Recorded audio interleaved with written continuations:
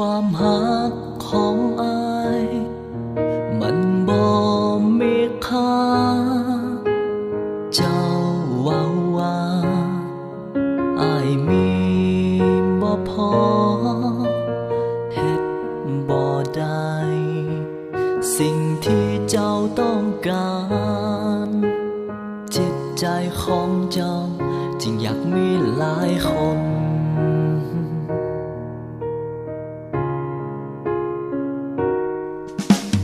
อายคนนี้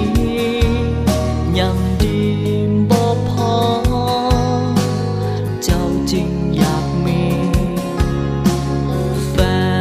นหลายคนคนนี้บ่มีปัญญาที่จะหากเจ้าได้คือเขาจิตใจของเจ้านั้นมันเหตุด้วยสิ่งใดหากใครคนเดียวจริงบ่พอเจ้าค่อยบ่แม่นเศรษฐีค่อยบ่แม่นดาราหากเจ้าสำใดเจ้าจริงบ่เห็นค่าเป็นอย่างใจเจ้านั้นจริงอยากมีหลายคนหากคอยคนเดียวบ่พอเจ้าว่า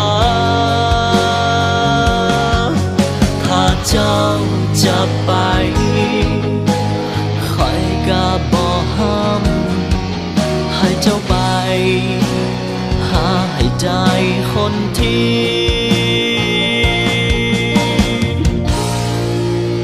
เขานั้นเป็นเศรษฐี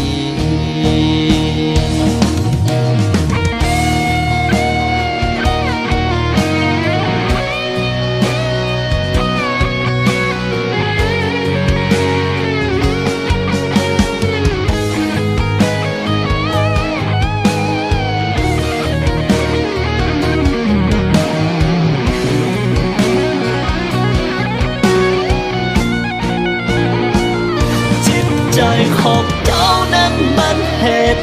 ด้วยสิ่งใดหากใครคนเดียวจริงบ่พอเจ้าค่อยบ่แม่นเศรษฐีค่อยบ่แม่นดาราหากเจ้าสำใดเจ้าจริงบ่เห็นค่าใจเจ้านั้นจริงอยากมีหลายคนหากคอยคนเดียวบ่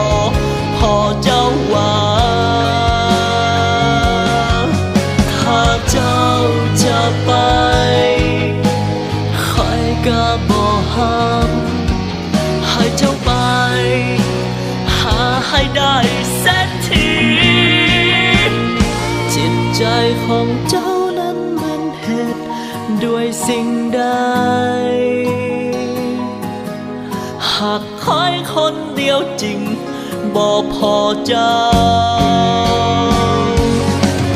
ค่อยบ่แม่นเศรษฐี